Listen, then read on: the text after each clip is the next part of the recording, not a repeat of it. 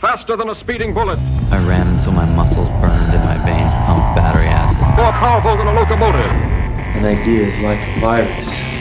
Resilient. Highly contagious. Able to leap tall buildings in a single bound.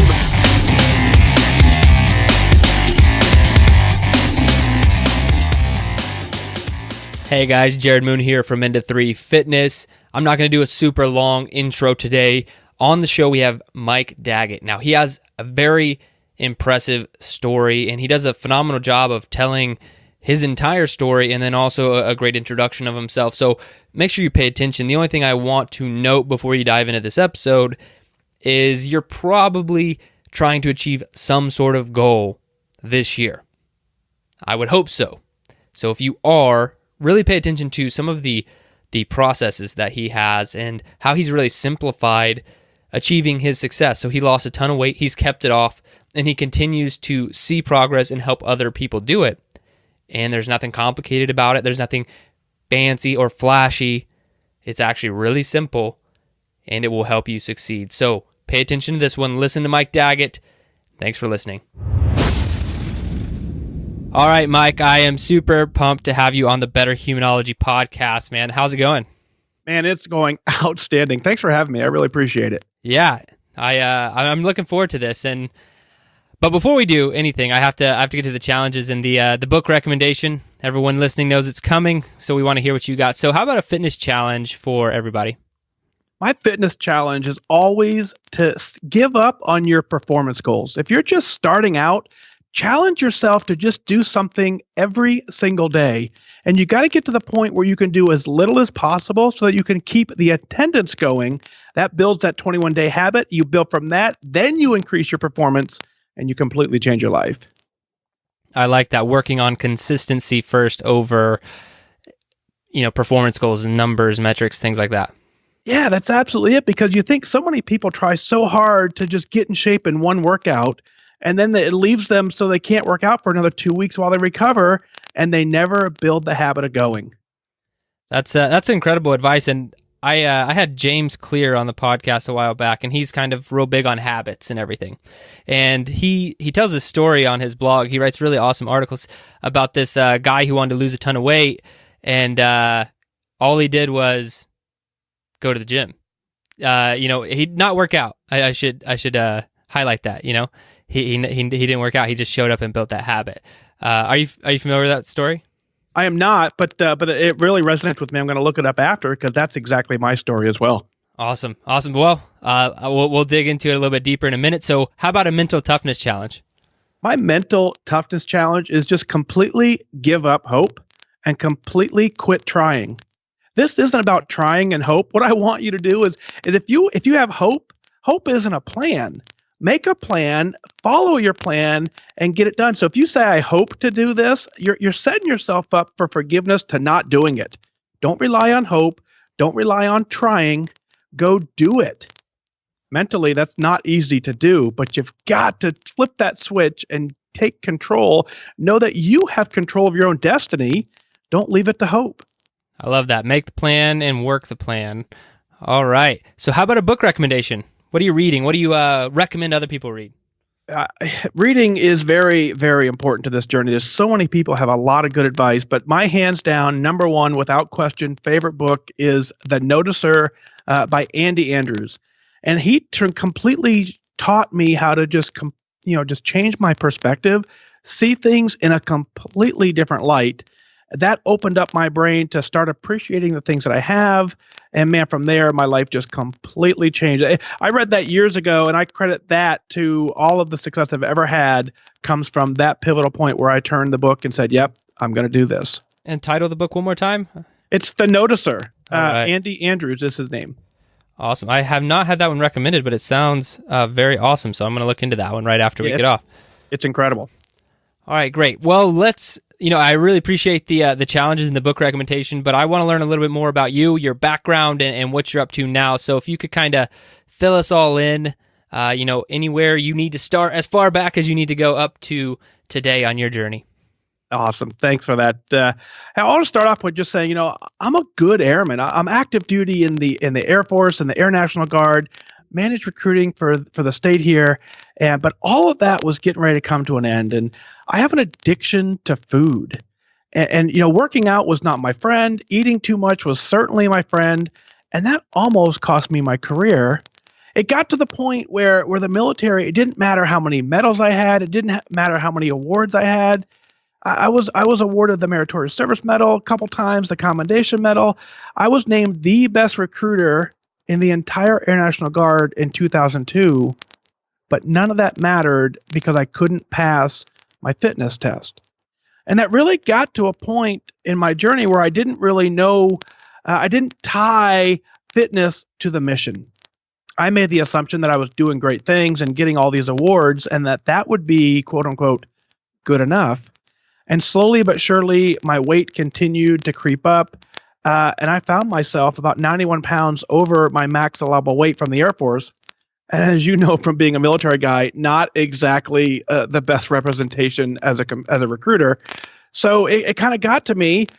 I got caught up in a mess where I went to go take my fitness test and I wasn't really ready. I wasn't prepared properly.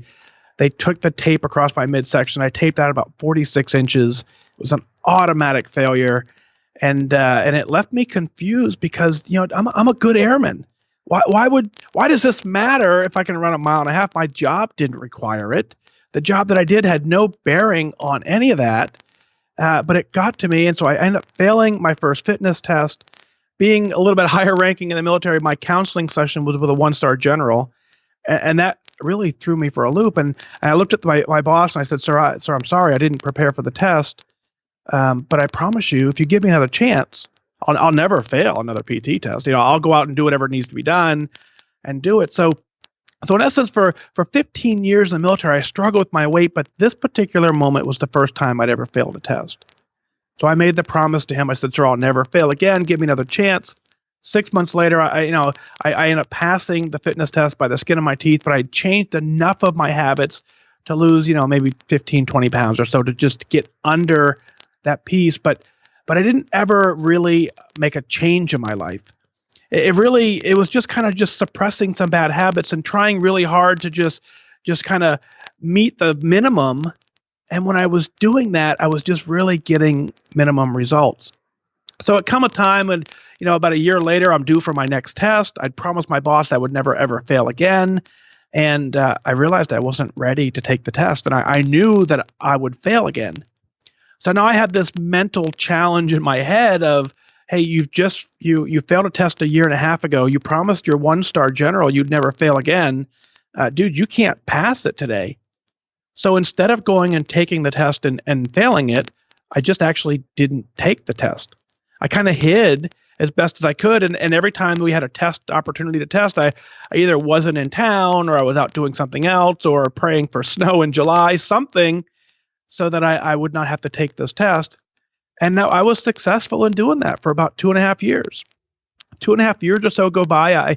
I have just completely neglected my fitness, completely neglected my fitness test.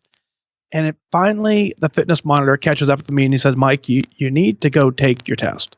Yeah. And I said, what? I don't care at this point.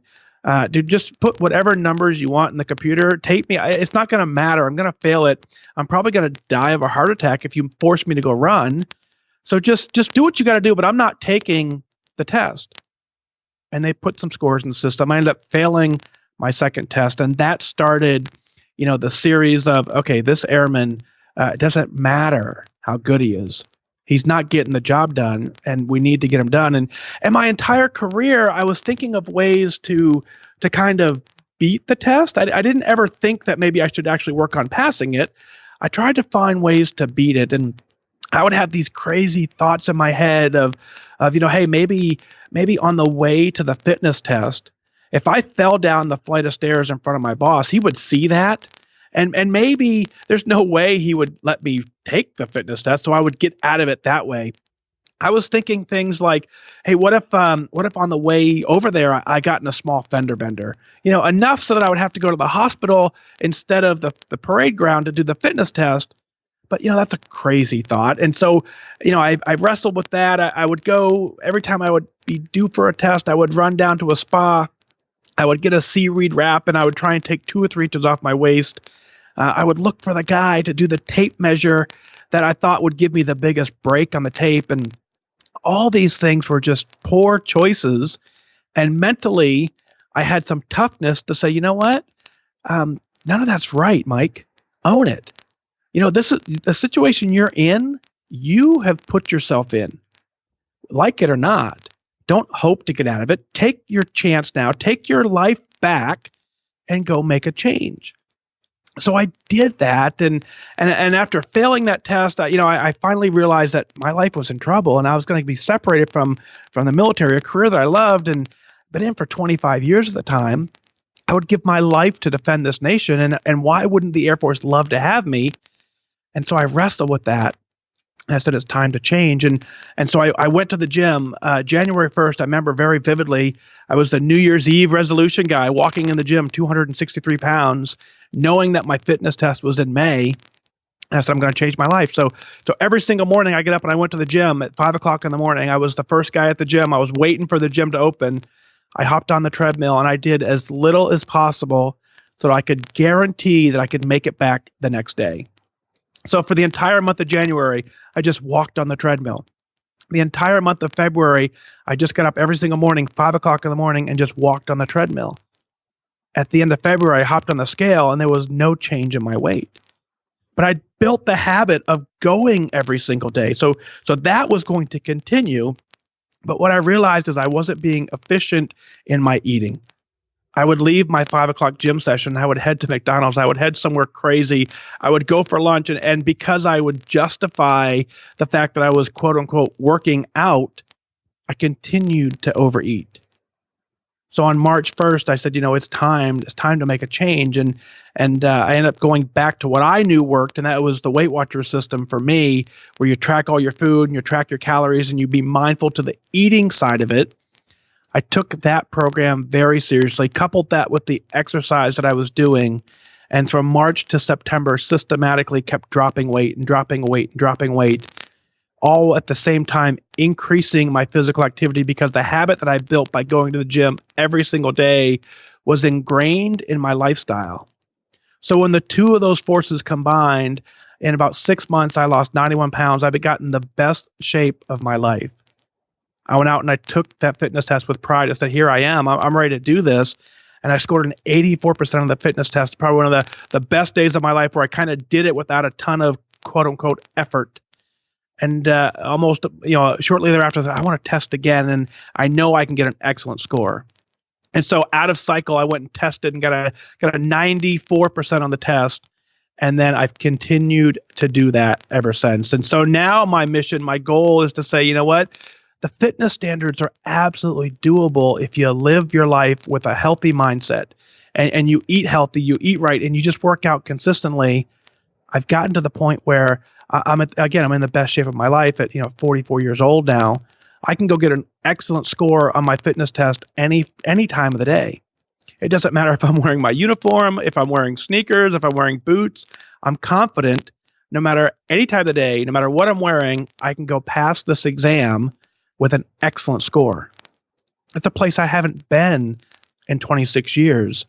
And I credit all of this success to finding people who believed in me early on to just encourage me enough. And I call them my wingmen.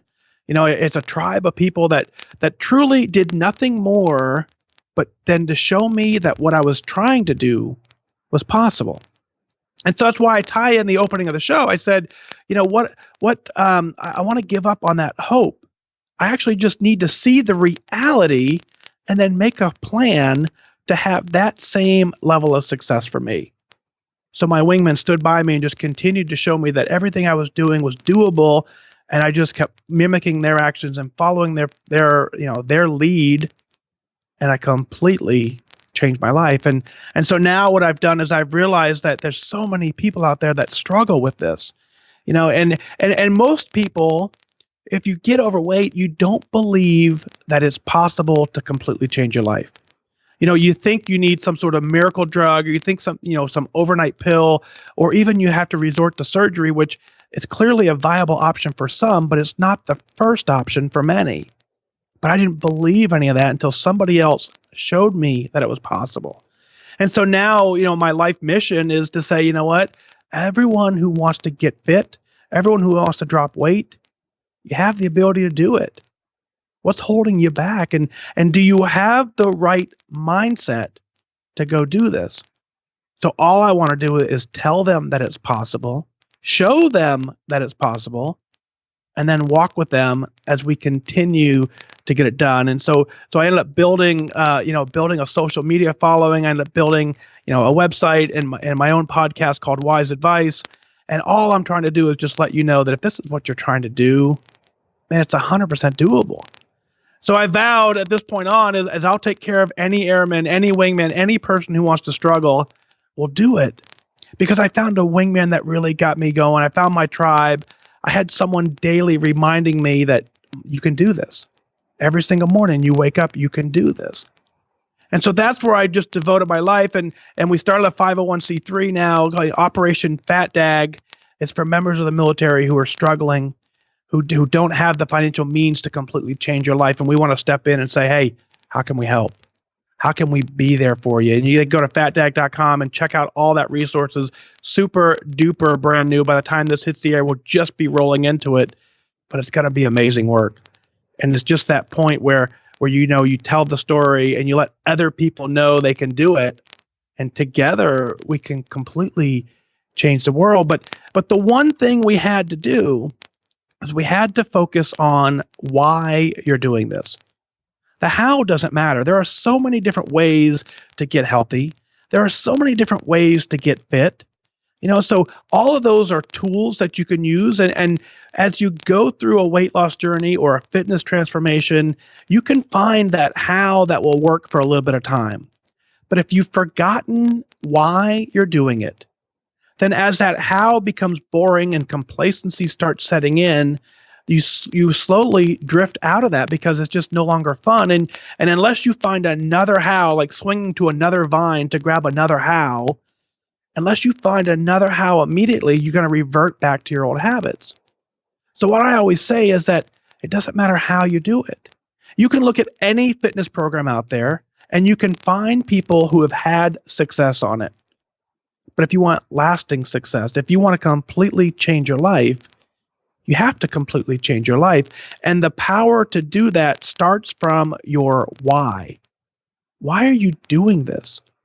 And as I read the Noticer, Andy Andrews' book, and I talked about in the opening of the show, that's one of the things that taught me early on that it's all in how you see things. And if you wake up every single morning with the right mindset and with the right perspective, and you take that and you say, I know why I'm doing this, then the how doesn't matter.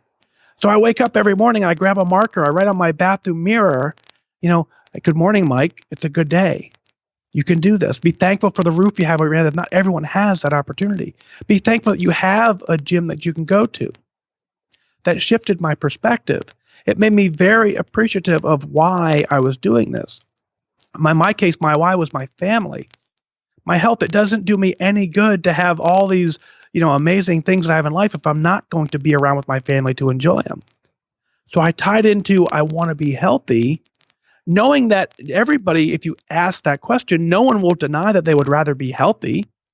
But if you don't quantify it, if you don't take a moment to write down what does healthy look like, what does it mean when you say I want to get healthy?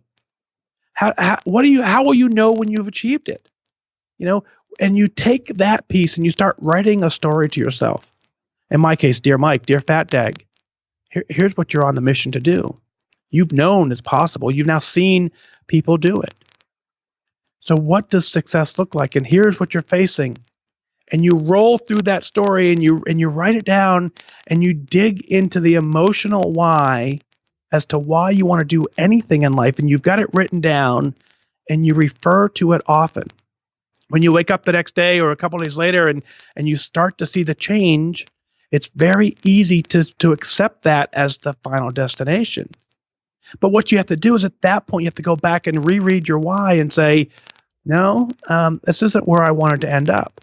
I'm happy where I'm at. I'm happy the destination I'm on, the direction I'm headed, but the end result is different. And I know why I'm doing it. And when I know why, it doesn't matter the how. And the how will just continue to show up. I'll swing from vine to vine, fueled with that why to get it done. So I still now active duty Air Force. I'm going to retire in about a year and a half. That's my game plan. And just kind of just see where it goes and let everybody else know that it's possible. So it's a 91-pound weight loss transformation. I'm down to 18% body fat from being morbidly obese at some point.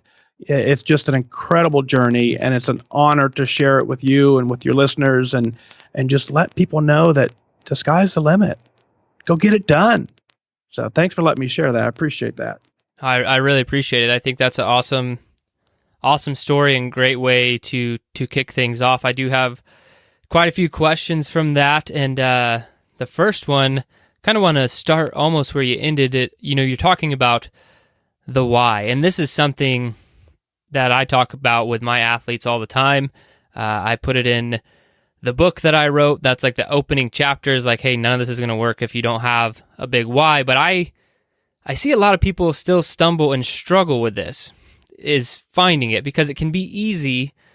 So I'm a father. I have 2 kids and one on the way. And so it could be easy for me to just say, that's my why. And that would be a great why. And a lot of the times that is the why for me. But just because you have kids or you have a wife or whatever it is, that doesn't always mean it's going to be your why. And that's what I see in people, is like they want to pin it on something else that might not actually be the reason they're doing it. You know what I mean? Like they're pinning on things they think other people think it should be their reason, if that makes sense. Yeah, totally. And so what do you think, or how can you help people better discover their why? Like, yeah, go ahead. I understand exactly, because I get that question all the time. And that's why, during the middle of the testimony, I said is that, people say, oh, I do it because I want to get healthy. Well, no one has ever said, I really would like to be unhealthy today. So for your entire life, you've wanted to be healthy. So you can't just use that surface level why to say, oh, I'd like to be healthy, or I want to be here for my kids, because that's something you've had for your entire life that hasn't motivated you enough off that simple premise to get going. So I kind of took about 5 questions that I say, write that story to yourself and answer these 5 questions, and that should start bringing some clarity. And the first one is what are you expecting to get out of this journey? What is it that you're expecting to get? The next question I say is, do you believe that you can do it? And you gotta think about that for a second. Do you honestly believe what you're trying to do is possible? If you don't instantly say yes, then the answer is no. And so if the answer is no, that doubt will continue holding you back. And then so we follow that up with, okay, well then what's in your way? And so if you start saying what's in my way, and you start answering that question, with a pen and paper, I don't want you to do a mental exercise with this. I don't want you to type it into a keyboard. There's something creative about the pen and paper process that really gets your brain thinking, and you got to kind of do it at a moment where there's no distractions, nothing else going on, and you start digging deeper and deeper. And then you answer the 4th question, says, what's the hardest thing you've ever had to do in your life? And when I ask that question to so many people, the things they answer with are incredibly difficult. It's super, it's burying my mom at such a young age, or it's just stuff that just, unfathomable, that are just life things that are very, very difficult. And I follow that up with, okay, well, if that's the hardest thing you've done, do you think going to the gym today is going to be harder than that? Or will it be maybe a little bit easier? And so when you've already figured out something that you've done in your life that's been very, very difficult, but you made it through it, then you've now given yourself the freedom to know, okay, well, I can do anything else, because that was very, very hard, and I survived through it. And then the last question that you end it all up with is, who was responsible for your success? And that's ownership. If you think someone else is responsible for your success, it goes back to, do you believe you can do it? And you've got some mixed signals and some wires crossed that you need to 100% own your own journey, be responsible for your success, believe you can do it, find people who believe you can do it, allow them to motivate you, and just tap into that and get it done. Do you stumble across people who often answer the question, do you think you can do it, with a no? Yeah, all the time. And it's not always a no, right? And so when I ask the question, do you believe you can do it? Often what I get is a pause. And the pause to me is a no. It's at least a little bit of doubt that'll make you, go, well, yeah. No, that's not yes. Right. So it's a no, and it's enough of a no to hold you back. And so you're now you're fighting with well, I know the right answer should be yes. But if you don't instantly say, yes, I believe I can do it. And so in those cases, I say, okay, well, how can I prove to you that you can do it? And so that's where you start finding people who are in a very similar scenario who've done it and say, there's nothing special about me. I've been a military guy for 26 years. That, even though that's obviously, as you and I both agree, that's very commendable in some regards, it's not that big of a deal. I'm not a superhero. I go to bed every single night just like everybody else does. So, my calendar's busy. So don't tell me you can't do it, because I did it. And if I can do it, you can do it. So motivate yourself and find people who believe you can do it. And then slowly but surely work on yourself so that you start setting smaller goals. And you set a small goal at the beginning of like, okay, do you believe you can go to the gym every day for a year? Well, maybe not. But do you believe you can go today? Okay, do you believe you can go tomorrow? Do you believe you can go so many days a week? And when you start getting that, you start answering yes to those questions, eventually the harder questions follow up with the immediate yes as well. And I think that's a great way to look at things. I know when I was trying to put a lot more structure and good habits into my life a few years ago, I would always stumble because it wouldn't be the activity, it would be looking at it in a long-term view. Because say I was like, okay, I want this new habit of waking up every day at 4:30 and reading. And that would be fine for a few weeks, and then eventually I'd be like, when does this end? It's like, it doesn't end. It's going to go on forever. But it hadn't really become a habit yet. Maybe I got, 10 days into it or 12 days into it. And that I'm starting to ask myself this question, like, I'm tired. I'm waking up every day. And then I'm like, well, I'm just going to do this every day for the rest of my life. This is exhausting. But then once I started saying what you said, or doing what you said, which is I would just be like, hey, can you do this for the next 7 days? Like, let's see if you can do this perfect, no misses, 7 days. Like, okay. Then I achieved that, and I'm like, all right, great. Let's do that one more time. See if we can do it. How about this month? See if we can finish out this month with this habit and see what happens. And then eventually, and we all know what happens when you're forcing yourself to do something that finally becomes a habit. It's not really an issue or a concern anymore. But if you do look at this big, exhausting picture of everything that's going on, it could be detrimental to your success. That's right. And to couple into that is one of the things I do often is when you set a goal, and let's say you set a goal of waking up every morning at 4:30 and start reading. Well, then that's a great goal, and you have your plan to do it. But what you now need to do throughout the course of the day is you need to evaluate, are the actions that you're doing able to support that? And what I mean by that is, if your goal is to get up every single morning at 4:30 in the morning, and at midnight a buddy calls and says, hey, would you like to go out drinking? You need to ask yourself, does that align with my goal, or does that not align with my goal? And so very clearly we know that going out at midnight is probably going to make it difficult to get up at 4:30 in the morning. So at that point we need to decline that invitation because it doesn't align with the bigger goal that you set. If you just bounce from yes to yes to yes, and then all of a sudden you'll get home at 3 o'clock in the morning, you're like, oh shoot, I was supposed to get up at 4:30. And then you've blown your goal, and then you have that regret. But every action you take, at least quickly, bounce it against your goal. Does this align with my goal? And if it doesn't, then am I okay with adjusting the goal? And that's a whole different conversation. But if we have a goal that we're really focused on, then every decision we need to make should align with that goal. And it's not just, you will hopefully at 3 o'clock in the morning make the decision. You make the decision even at noon. You're saying, okay, well, at noon, I know tomorrow I want to get up at 4:30. So that means, I have to eat earlier or whatever I have to do to make sure that I can hit that big goal that I have in mind. Now, I want to hear more about your tribe, your wingmen. How did you develop this, group? And I'm not quite clear on exactly if it was one person or multiple people that helped you through your weight loss journey of losing 91 pounds. But how did you develop this crew? So it first started with, I got to a point where I was pretty beat down, and I was seeing the reality, and the reality was I was probably going to be kicked out of the Air Force, short of my retirement, which wasn't going to be a pretty picture.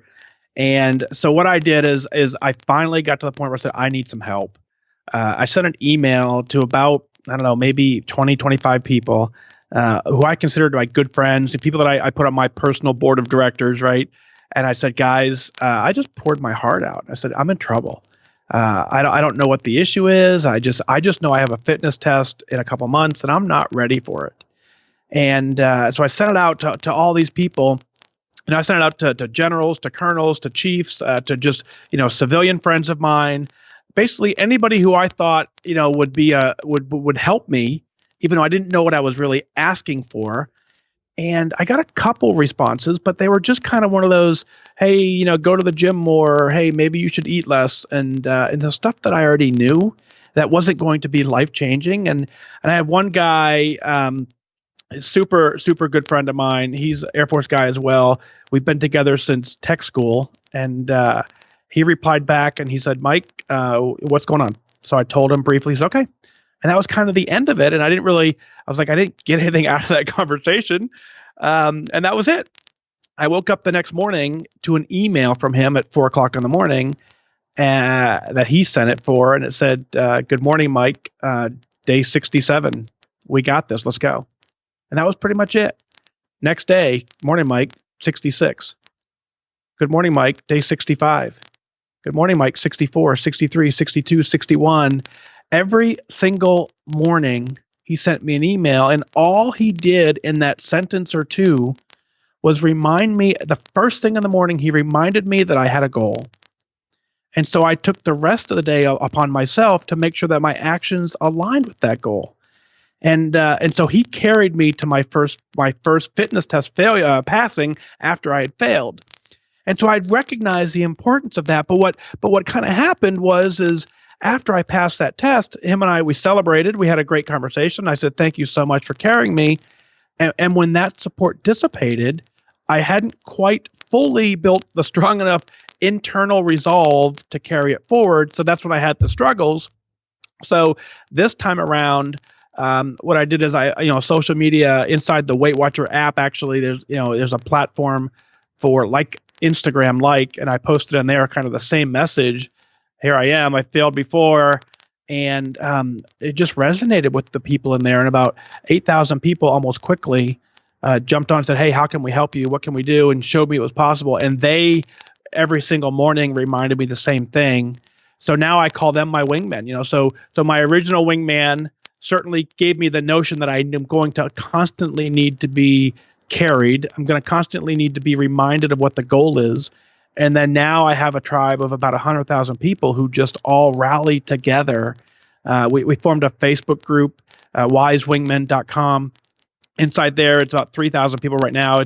3,000 people who just kind of are all working the plan together, and a little bit on Instagram, and then the podcast. So all of them together make up this Wingmen tribe of people who are all in the same mindset, working in the same direction with the same belief, supporting each other and getting it done. I think that's awesome. And I hope everyone is taking notes, not just on like how to lose 91 pounds, but man, just how to achieve a goal. Like this is an amazing structure and framework you've created from the questions, the 5 questions to really drill down to, figuring out how you're going to do it, and just having the support system. It's really amazing stuff. All right. Yeah.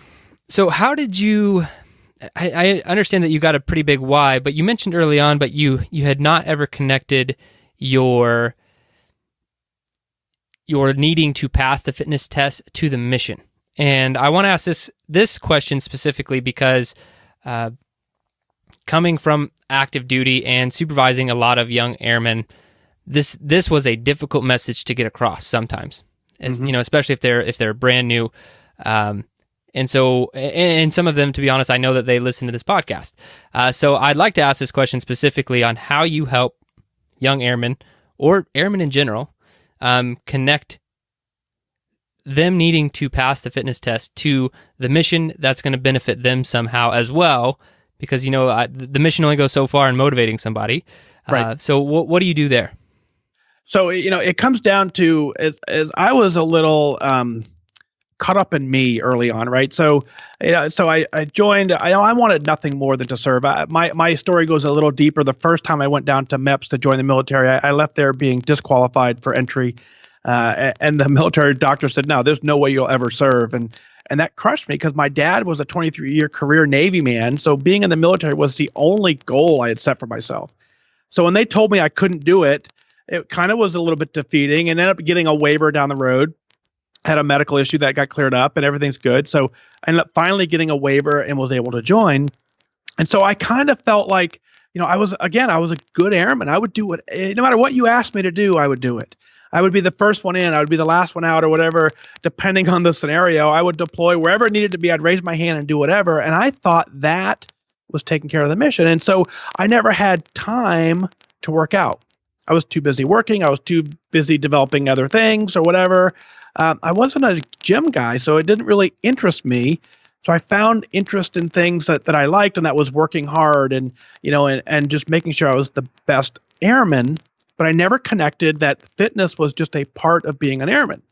And so as I said, I have tons of medals. I was the maintainer of the year for the entire nation back in, I believe it was 97. In 2002, I was named the best recruiter in the entire nation. So I'm thinking I'm doing pretty good. Who cares if I can't work out? I'm putting people in the Air Guard. I'm putting people in the military. I'm fixing a radar system. So I just believed that I was already doing enough and doing my quote unquote best. And, and then, commendation medals after commendation medals and achievement medals and meritorious service medals, all that stuff is cool. And so it just kind of inflated my ego in a sense where I didn't even care about the fitness side of it. And so what happened is when I finally realized that all the things that I love about the military were going to go away because I couldn't serve. It was a regulation. The fitness regulation exists. It's a regulation, and it's not hard to pass it if you focus on it and put the effort into it. So it's kind of like equated to, every year no one claps when you turn in your dental exam. If you pay your government travel card on time, you don't get a big standing ovation for paying your card on time. So passing the fitness test, you don't get a big standing ovation for passing it. It's just part of what you've got to do, and you have to own it as would you let your card go delinquent? No. Would you skip your dental exam? No. Would you skip your HIV or your flu shot? No. You wouldn't skip any of that.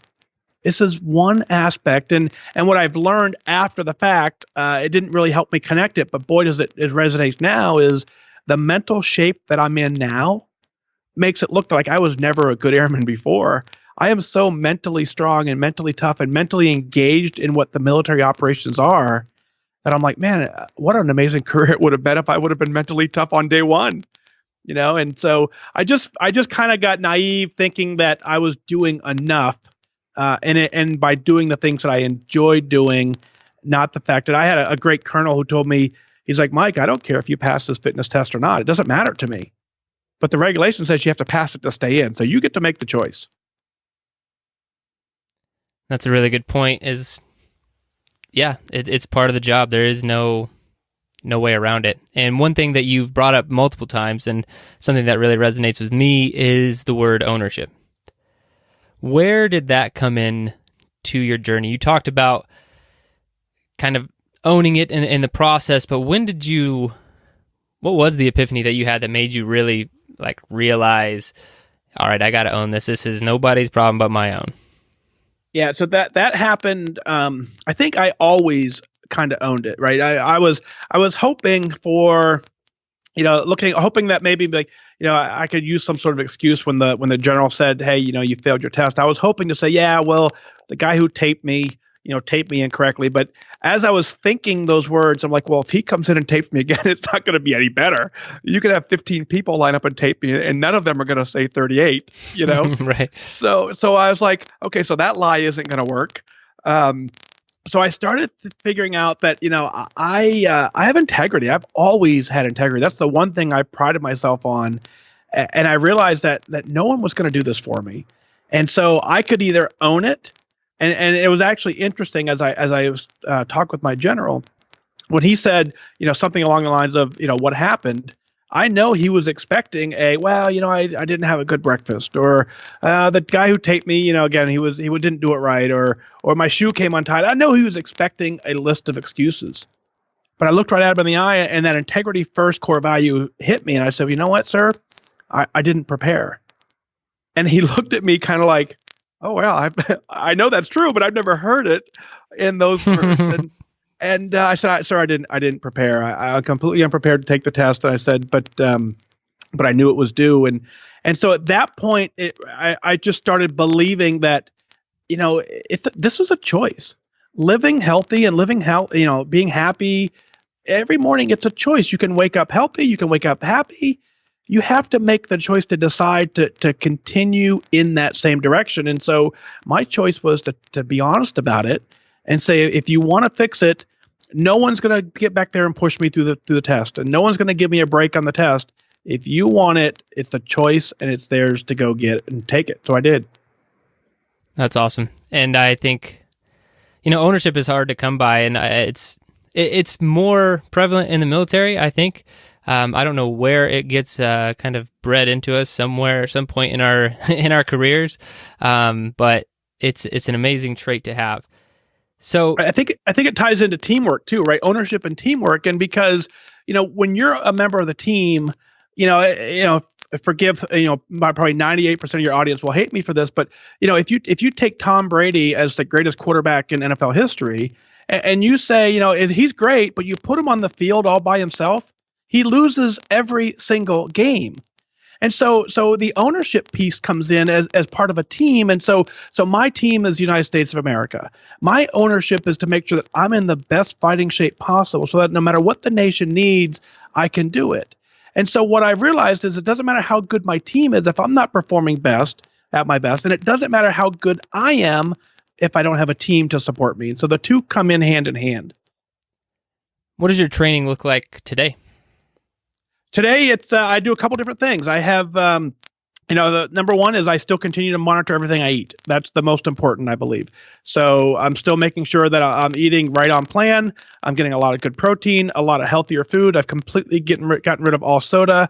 Very rare for you to see me eat anything that's not nutritional. I don't do junk food anymore. Don't do potato chips. I've just kind of realized that those weren't going to align with my goals. So that's number one. I make sure that I take care of that first, 2 or 3 times a day. Then on top of that is I have a couple different things. I do a strength training workout, a high intensity training workout every Friday. I go to a place called 9 Round. I don't know if you're familiar with them, but it's a boxing style cardio kickboxing workout.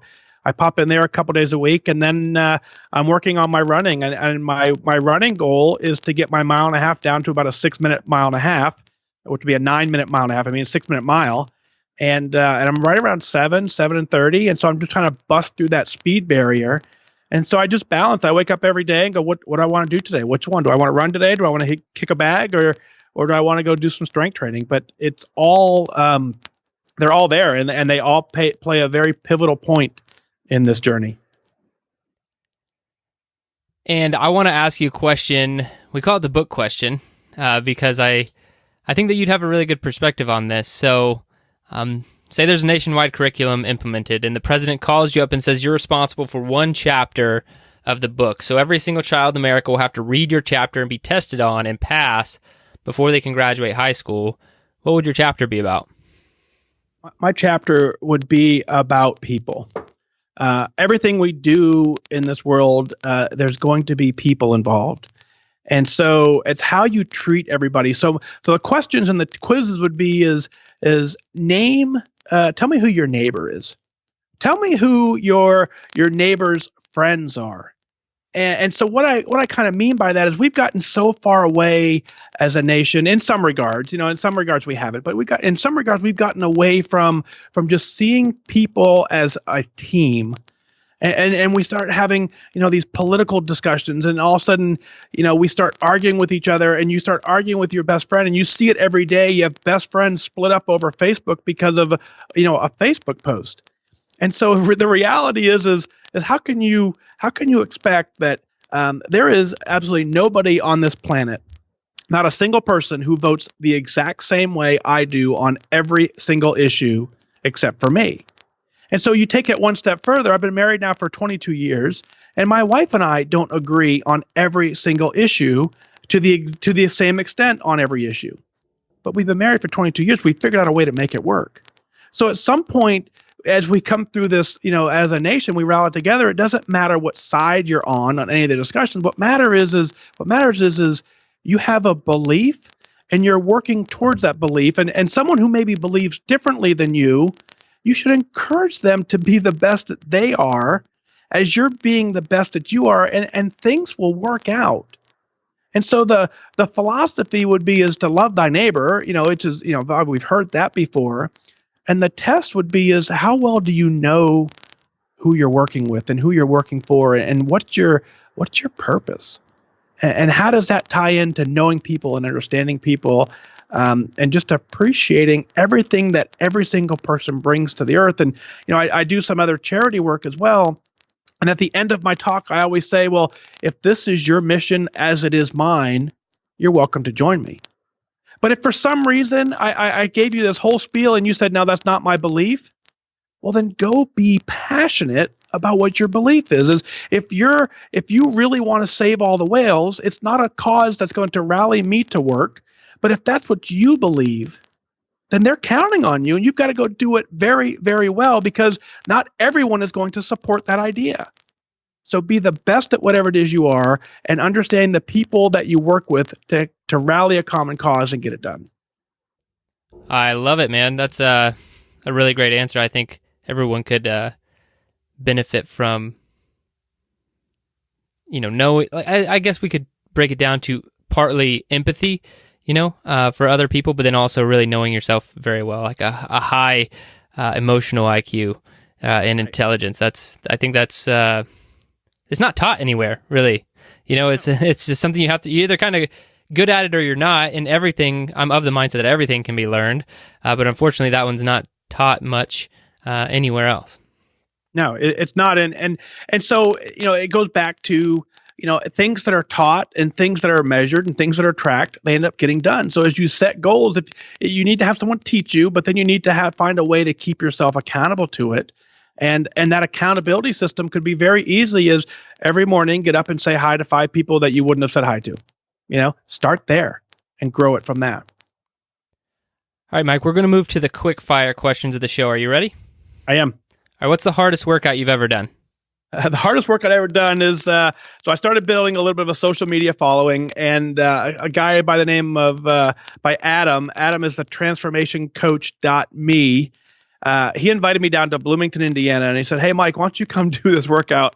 And, and so he interviewed for me for the podcast. We did some stuff, and I went down to his facility, and oh my goodness, I don't even know what he put me through.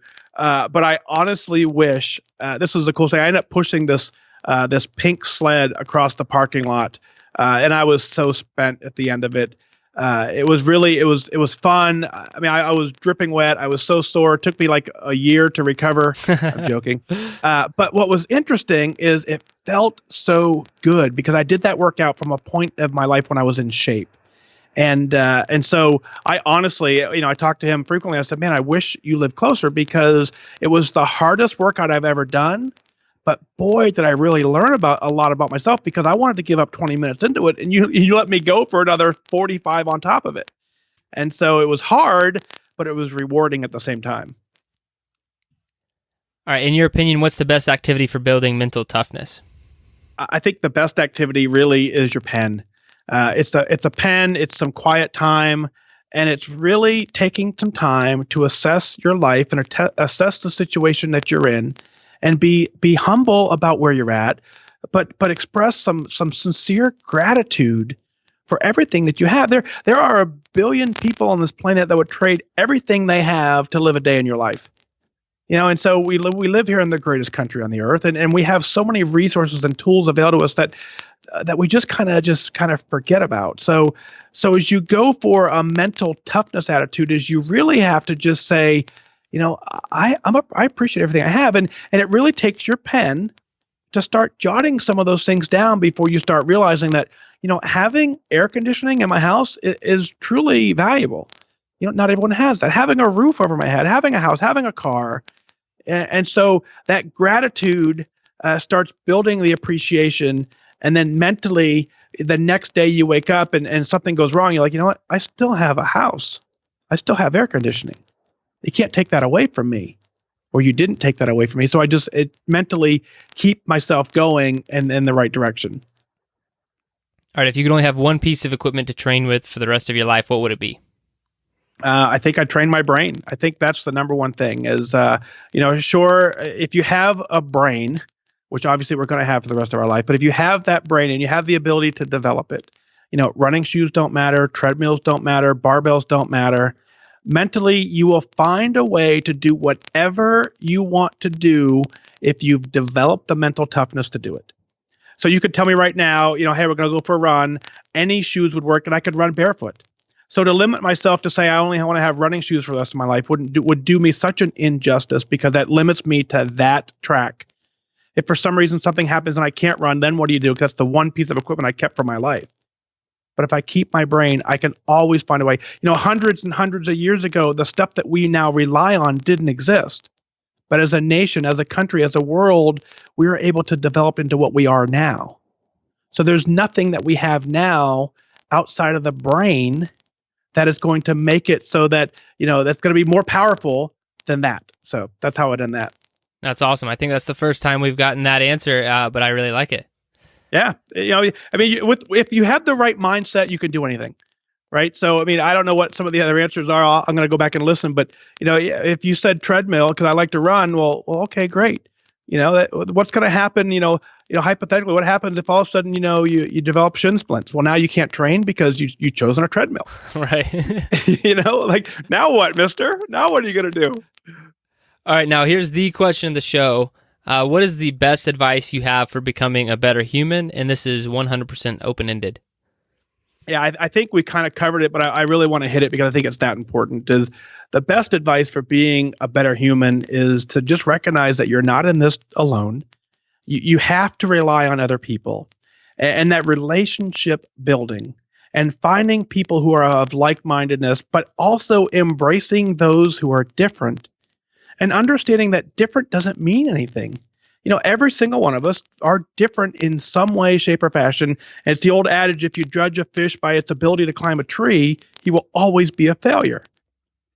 So when you understand that every single person brings something unique to this planet and to our community, and you appreciate them, I'm not asking you to go hang out with them all the time, but you can appreciate for what they bring. And there may become a time where that skill that they bring is valuable to you. And if you burn that bridge early on because you dismiss them based on some crazy ideology that doesn't align with yours, you're probably missing out on some amazing people. So understand that we're all in it together. Every single one of us is working towards a common goal and a common cause. And that's just to make sure that we have a healthy, happy, successful life. And we can do it together. I think that's a great answer, great advice, Mike. Now, I've learned a lot over the last closing in on an hour here, and I'm sure a lot of people listening have as well, and they might want to learn more. So what's the best place for them to learn more about you and what you're doing? The absolute easiest is the website, fatdag.com, Fatdag. My last name is Daggett. When I built the website, I was fat. So fatdag.com. And then my podcast is Wise Advice with Fat Dag, and it's available in the App Store. It's got its own standalone app, or anywhere you can listen to a podcast. It's on iHeart, it's on Stitcher. Wise Advice with Fat Dag or fatdag.com. Absolute best two places. Awesome. And we'll link to all of that in the show notes for anyone listening out there. All right, Mike, it's been a blast. Thank you so much for being on the show. Dude, I really appreciate you giving me the opportunity to tell the story that you're practicing everything I said, and by being an amazing human and offering to share your stage to tell other people's stories to motivate the rest of the world. That's commendable. Thank you so much. Thank you.